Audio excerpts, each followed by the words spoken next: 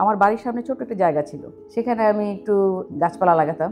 ধান খেতে যেভাবে করে মানুষ ধান লাগায় না, এরকম আইল টাইল বানায় টানায়, আমি না ওরকম করেই গাছ লাগাতাম। কিছু আলু গাছ, কিছু ধান ছিটায় একটু ধান লাগানোর কথা, আর দু একটা ফুল গাছও লাগাতাম। সো ছোটবেলা থেকে আমার একটা কৃষক হওয়ার স্বপ্ন ছিল। তো কেউ যদি আমাকে কখনো বলে যে তোমার ছোটবেলায় কি হওয়ার ইচ্ছে ছিল, আমি আসলে বেসিক্যালি কৃষক হতে চেয়েছিলাম।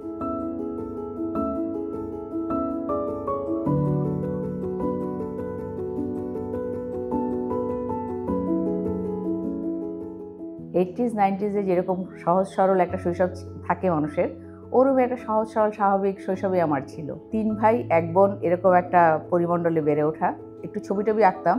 তো বাবা মার স্বপ্ন হলো যে না, অঙ্কটাও একটু ভালো পারে, ছবি টবি আঁকে, তাহলে বোধহয় একটা আর্কিটেক্ট হতে পারে। এটা আসলে আমার মায়ের একটা ধারণা আর কি। এবং আমার তৌফিক ভাইয়ের কথা বলতে হয়, ওনার একটা ইন্সপিরেশন ছিল যে না, তুমি এই সাবজেক্টটা পারবা। শামসুল ওয়ারেস স্যারের কাছে আমি যেতাম, উনি আমার একটা বিগেস্ট ইন্সপিরেশন। এবং উনি শুধু আমার না, আমার মনে হয় বাংলাদেশে যত আর্কিটেকচার স্টুডেন্ট আছে সবারই ইন্সপিরেশন উনি।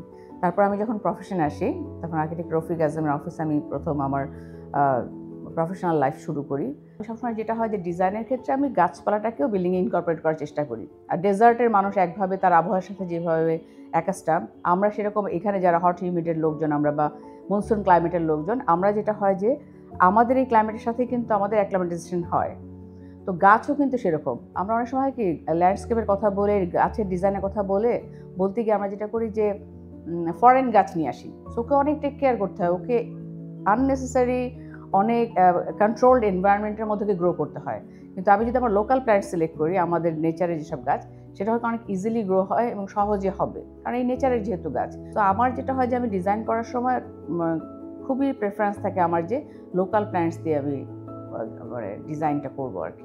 ডিজাইনের ক্ষেত্রে অনেক সময় সেম কাইন্ড অফ গাছ লাগাই ফেলি, বা একই গাছ লাইন ধরে লাগাই ফেলি। কিন্তু নেচারে কিন্তু কোথাও এরকম লাইন ধরে প্যারেড করে কোনো গাছ থাকে না। ওটার একটা ইকোলজি তৈরি হওয়ার জন্য বড় গাছ, ছোট গাছ, ডিফারেন্ট গাছ থাকে, যেটা একটা একটাকে বায়োডাইভার্সিটির জন্য এবং অ্যাট দ্য সেম টাইম কোনো কোনো গাছের রোগ প্রতিরোধক হিসেবেও কাজ করে। তো আমরা যখন ল্যান্ডস্কেপ ডিজাইন করবো বা কোনো যখন প্ল্যান্টেশন নিয়ে কাজ করবো, ডেফিনেটলি নেচারটাকে যদি একটু দেখি, তাহলে ওখানেই আমাদের গাইডলাইনগুলো আছে, সো ওইটা আমরা ফলো করতে পারবো। আমি সবসময় চ্যালেঞ্জটাকে মনে করি প্রিভিলেজ অ্যান্ড আন্ডার প্রিভিলেজডের চ্যালেঞ্জ, নট দ্যাট যে কে ছেলে কে মেয়ে সেটা কোনো চ্যালেঞ্জ না আসলে আমার কাছে মনে হয়। আমি প্রিভিলেজ, কারণ হচ্ছে আমি 3 ভাই 1 বোনের মধ্যে বড় হচ্ছে, এবং আমি বড় হওয়ার সময় আমার প্যারেন্টসরা আমাকে কখনোই ছেলে মেয়ে হিসেবে বড় করে নাই, এবং আমিও জানতাম না আসলে ওই সময়টা তো ছেলে মেয়ে বলে একটা বিভাজন করে যাকে পড়তে হয়। চ্যালেঞ্জ যেটা সত্যি, যেটাকে চ্যালেঞ্জ মনে হয়, সেটা হচ্ছে কনস্ট্রাকশন ফিল্ডে হয়। যেটা হয় আমাদের কনটেক্সে এখনও তো অত প্রিপেয়ার্ড না কনস্ট্রাকশন সাইট। সেখানে একটা প্রপারলি টয়লেট থাকে না, অনেক সময় রাস্তাঘাট ঠিক মতো থাকে না। একটা ছেলে যেমন একটা বাইকে করে চলে যেতে পারে, কন্ট্রাক্টরের পিছনে বসে চলে যেতে পারে, একটা মেয়েকে হয়তো ফিমেল আর্কিটেক্ট হিসেবে তাকে এই জায়গাগুলোকে মোকাবেলা করতে হয়। আমরা তো আসলে পড়ালেখাটা করি হচ্ছে ওয়েস্টার্ন একটা সিলেবাসের উপরে। তো যদিও এখন রিজিওনাল আর্কিটেকচার প্র্যাকটিস হচ্ছে, আমি চাই যে আমার দেশের মতো কোনো একটা আর্কিটেকচার ল্যাঙ্গুয়েজ তৈরি হোক, যেটা দিয়ে মনে হবে যে এটা আমার দেশের আর্কিটেকচার।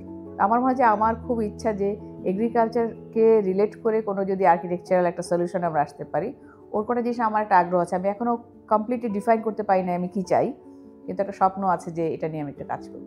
একদম বেসিক ফরম্যাটের আমাদের যে প্রজেক্টটাতে আমরা অ্যাওয়ার্ড পাই ইন্ডাস্ট্রিয়াল সেক্টরে, ওইটাই কিন্তু দিনের বেলা কোনো লাইট জ্বালাতে হয় না। ওই প্রজেক্ট কিন্তু আমরা সাইড ওয়াইজ জাস্ট শিফট করে নেই, এবং ওখান থেকে আলো চলে আসে। এখন আলো আসে কিন্তু হিট গেইন করে না। বনানীতে একটা অফিস বিল্ডিং আছে, ওদের একটা ওয়েস্ট ফেসিং বিল্ডিং, সেটা কিন্তু ওয়েস্ট পুরাই গ্রিন ভেজিটেশন। সো ওইটা একটা ফিল্টারের মতো কাজ করে, যেটা হচ্ছে ডাস্ট ঢুকছে না, ডিরেক্ট সান ঢুকছে না, কিন্তু একটা cool comfortable office environment west facing বিল্ডিংয়ের মধ্যে আমরা এনশিওর করতে পেরেছিলাম। আমরা অনেক সময় ভুলে বা একটু না জানার কারণে সাউথে আমরা বড় বড় ওয়াটার বডি দিয়ে ফেলি। বিল্ডিংয়ের অ্যাডজাসেন্ট ওই ওয়াটার বডিটা থাকে, সেখানে হচ্ছে দিনের বেলা অনেক রোদ পড়ে ওখানে একটা হিউমিড কন্ডিশন তৈরি হয়, এবং অ্যাডজাসেন্ট এরিয়াগুলোতে আসলে খুব একটা কমফোর্টেবল সিচুয়েশন থাকে না। এই ব্যাপারগুলো বোঝা, মানে সূর্যকে বোঝা, পানিটাকে বোঝা, বাতাসটাকে বোঝা, আমার কাছে মনে হয় অনেক ইম্পর্টেন্ট। তো আমি ডিজাইন করার সময় এটাকে অনেক কেয়ার করি এই বিষয়টা। একটা জিনিস আমি বিল্ডিং ডিজাইন সময় করি, সেটা হচ্ছে একটা বারান্দাকে আমি একটু বড় করে করতে চাই, অলমোস্ট একটা বেডরুমের সাইজে। প্রেফার করি সাউথে হলে ভালো, ইস্টে হলেও হতে পারে। তো ডিজাইন এটা আমি সবসময় ইনকর্পোরেট করি, যাতে ওখানে গাছপালা সহ একটু বসতেও পারে, একটু চাটা খেতে পারে। বিটিআই এবং ডেইলি স্টারের যেই এই আয়োজন স্টেলার ওম্যান অ্যাওয়ার্ড দেওয়ার যে পরিকল্পনাটা, আমি এটাকে সাধুবাদ জানাই। কারণ এটার থ্রুতে হচ্ছে কি যে একটা বলার প্ল্যাটফর্ম তৈরি হয় যেখান থেকে আমি বলতে পারছি আমার কথাটা। বিটিআই এবং ডেইলি স্টারকে ধন্যবাদ।